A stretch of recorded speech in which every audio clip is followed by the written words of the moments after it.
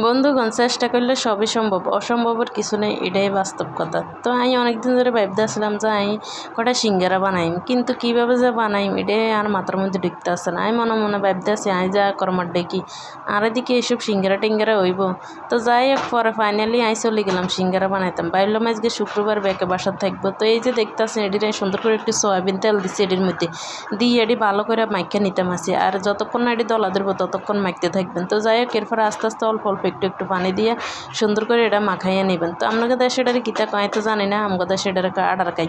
তো যা আডার কাইটে সুন্দর করে নিছি। এরপরে যা আডার কাইটে সুন্দর করে এটার ভিতরে ঢুকাই এলাইছে। আর আপনারা তার কথা শুনে বুঝতে আসছেন যে আমি কম দেশিয়া। তো যাই হোক, কেউ কিছু মনে করবেন না। যদি আর এই সিঙ্গারাটাই আপনার কাছে ভালো লাগে থাকে তাহলে কিন্তু অবশ্যই একটা লাইক কমেন্টস করে পাশে থাকবেন।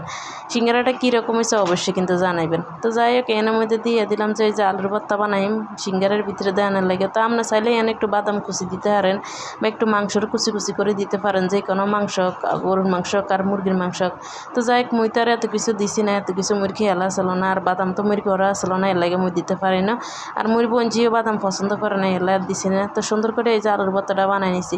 বাদাম দিনে তো কী হয়েছে বিশ্বাস করেন বন্ধুগণ, এত সুন্দর একটা গ্রান বাড়াইছে কি আর কইতাম, খাইতে যে এতটা টেস্ট লাগছে। আলুর ভর্তাটা দেখে বুঝতে পারতেছেন এটা কতটা লোভনীয় হয়েছে। তো মুই সুন্দর করে শুধু এখানে দিছিলাম একটা শুধু ম্যাজিক মশলা, এছাড়া আর কিছুই দিই না। তো যাই হোক, এরপরে যে সুন্দর করে মাখা মাখা করে নিলাম কইরা এরপরে চলে গেলাম এই যে রুটিটা বানাই লেছি। বড্ডা করে একটা রুটি বানাইছি, বড্ডা করে রুটিটা বানাই এটার কয়বার করছি চান দুইটা রুটিতেই আমি একেবারে 16টা হইলো সিঙ্গারা বানাইছি। তো মাঝে মধ্যে আর মুখে দিয়ে মুই চলি কেড়ে জানি আর মুখে দিয়ে এই বরিশালা বাসাটাই আমি বুঝি না, তবে এই মুই কথাটা আমার কাছে অনেক ভালো লাগে। তো যাই হোক, কে কিছু মনে করবেন না, তবে আর আঞ্চলিক ভাষাটাই আনলাইকে পারফেক্ট। তো এরপরে সুন্দর করে আইসান এই যে সিঙ্গারা বানাইতাম আসি।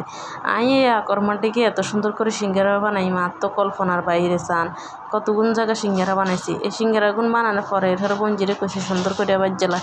তো এই যে সসটা দেখতেছেন এটাও কিন্তু আমি ঘরে বানাইছি, কারণ আজ আমি বাইরে খাবার নিজেও খায় না আরও খাইতে দেয় না, এলে চেষ্টা করে সবসময় ঘরে বানাই খানার লাই। তো সবাই ভালো থাকবেন, আল্লাহ হাফেজ।